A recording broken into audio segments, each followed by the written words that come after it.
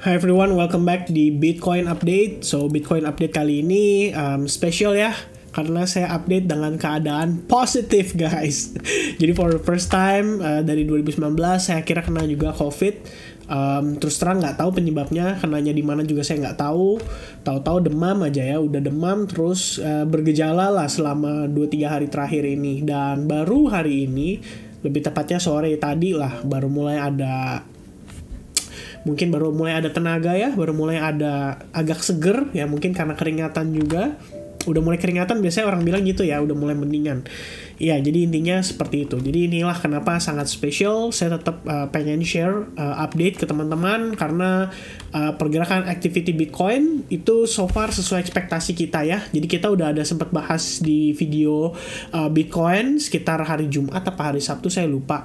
Cuma biasanya kalau weekend, market itu kan lack of progression. Jadi dia kayak slow, bolak-balik, sideways, dan akhirnya menyebabkan situasi ini mungkin tidak langsung terkonfirmasi. Alhasil kita ngelihat hari Senin kemarin, begitu opening pagi, Bitcoin langsung drop ya. Padahal kita sebelumnya udah sempat discuss, memang ada possibility dong Bitcoin untuk ngetes area demand zone-nya.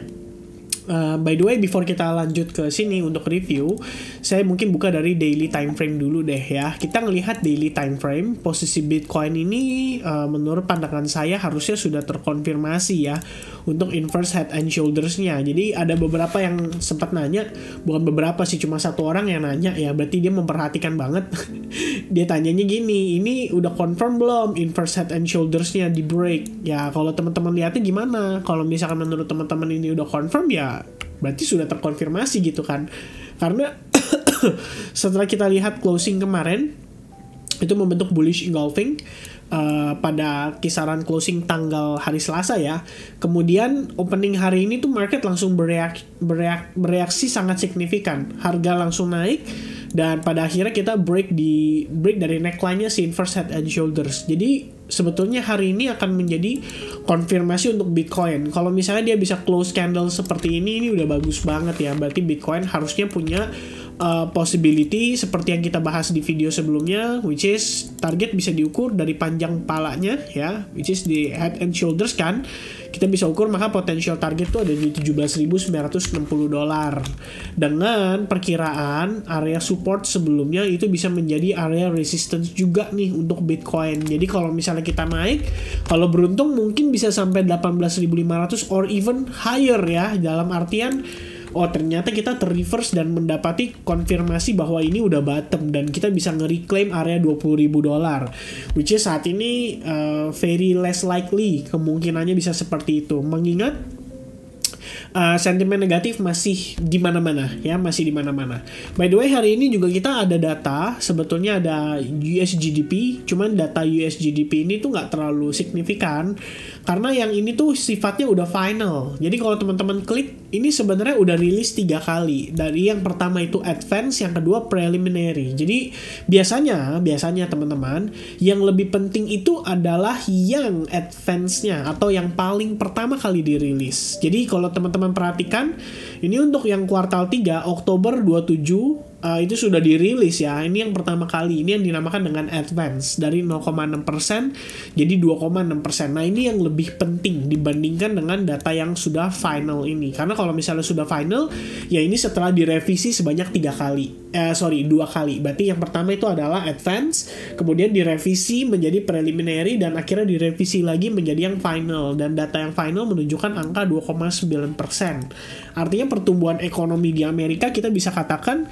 nggak begitu buruk ya. Jadi kalau misalnya orang bilang resesi ekonomi, ya menurut saya sih ini jelas sekali menunjukkan bahwa kita masih jauh dari yang namanya resesi ekonomi. Dan tentu saja situasi kayak gini tuh menurut saya plus minus ya. Untuk market ada plusnya, berarti kita tahu istilahnya banyak orang yang masih bisa spending uang lebih.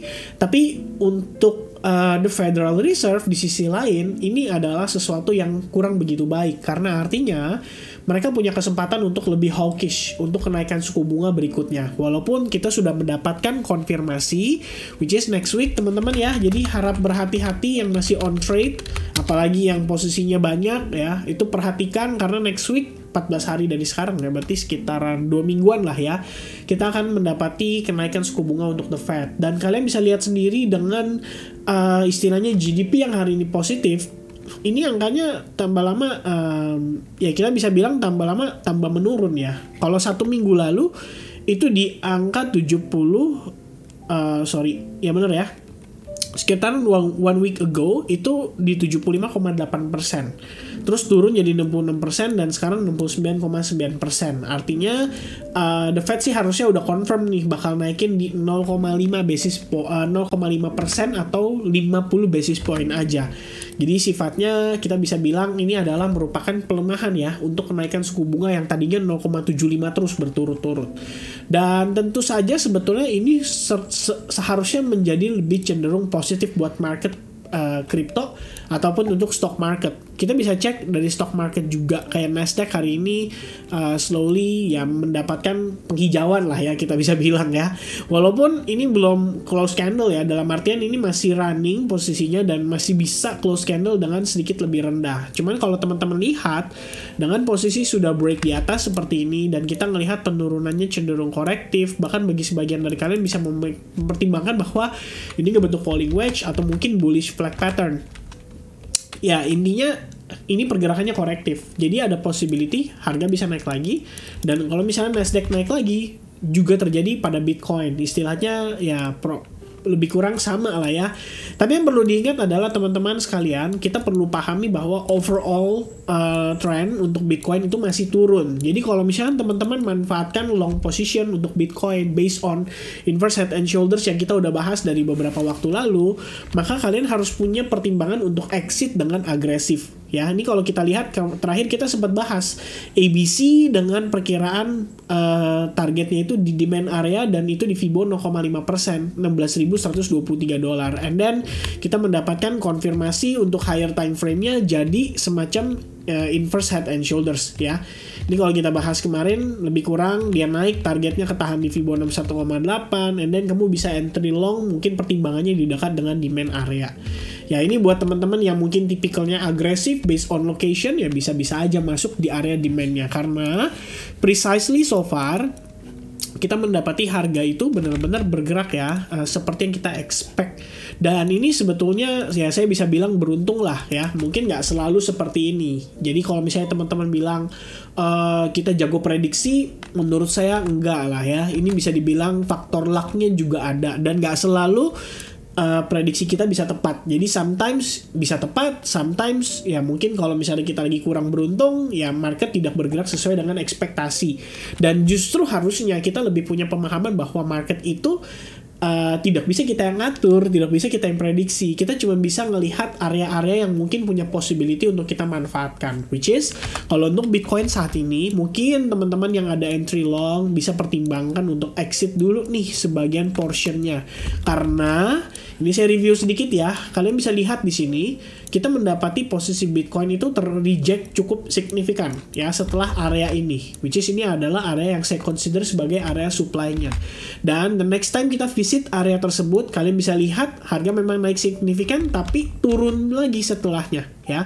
Dan after that kita nggak pernah ngeliat harga ngetes lagi ke level tersebut. Jadi somehow area ini tuh memiliki memori yang bisa sewaktu-waktu menyebabkan sellers itu ke trigger atau selling pressure kembali masuk ke market. Dan menurut saya idealnya memang dipertimbangkan untuk exit dulu ya. Walaupun kita ngelihat overall wait a second ya. Nah, walaupun kita ngelihat overall ya ada potensi lah target di 18.159 tuh bisa gitu ya. Cuman untuk kita bisa ngelihat itu, paling enggak kita perlu ngelihat Bitcoin terkoreksi dulu nih. Dan kalau misalnya kita lihat based on progress sebelumnya, ini kan adalah wave 1 ya. Ini wave 1, kemudian ini wave 2 ya, terdiri dari ABC, corrective pattern, and then wave 1, wave 2, wave 3 nih ya. Antara ini wave 3-nya atau wave 3-nya masih bisa lebih impulsif lagi. Tapi kalau let's say ini adalah wave 3, berarti soon or later kita bakal menemukan yang namanya koreksi. Dan koreksi itu berarti adalah wave 4-nya kita ya. Dan wave 4-nya itu sebenarnya bisa jadi opportunity lagi buat teman-teman yang mempertimbangkan untuk melakukan averaging. Let's say kalian sudah punya on position, on running, mungkin kalian bisa lakukan averaging. Kalau misalnya kalian mungkin baru mau entry, tentu saja resikonya jadi lebih besar ya, risk rewardnya jadi lebih besar. Jadi kalau misalnya beruntung dapat koreksi sampai ke demand zone dengan progres yang cenderung lambat atau korektif, nah itu mungkin bisa dipertimbangkan lagi untuk entry lagi di dari area yang lebih rendah. Anggapannya seperti itu.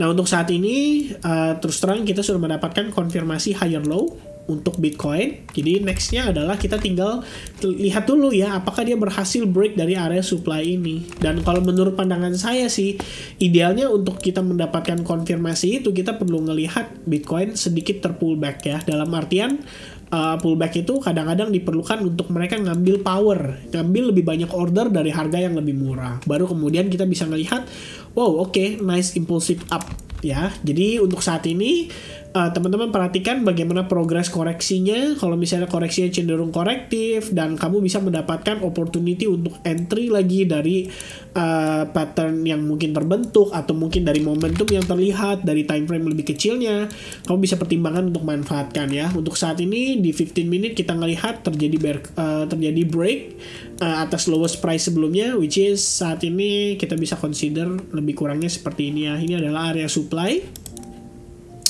Jadi selama supply area belum break, ini berarti kita masih akan tertekan ya. Dalam artian ini selling pressure yang masuk, nah saya dia pullback and then dia break lagi. Nah kamu bisa follow up tuh terus menerus sampai ke area yang akhirnya kamu mendapatkan semacam konfirmasi terjadinya break ya. Let's say kayak gini, wah oke nih, berarti udah saatnya untuk bisa masuk kembali. Mungkin itu yang jadi pertimbangan. By the way, sorry guys kalau misalkan saya kurang begitu detail dalam menjelaskan, dalam artian karena suara yang kurang begitu ini ya, kurang begitu sempurna ya. Agak-agak serak. Dan ya paling itu aja mungkin untuk sedikit sharing seputar Bitcoin update pada malam hari ini. Thank you so much for watching dan sampai ketemu lagi di update besok. Semoga kiranya saya sudah bisa sehat 100%, dan semoga teman-teman yang nonton juga semua dalam keadaan sehat. Jangan lupa untuk like video ini dan subscribe channelnya. Sampai ketemu lagi di update berikutnya guys. Cheers and bye-bye.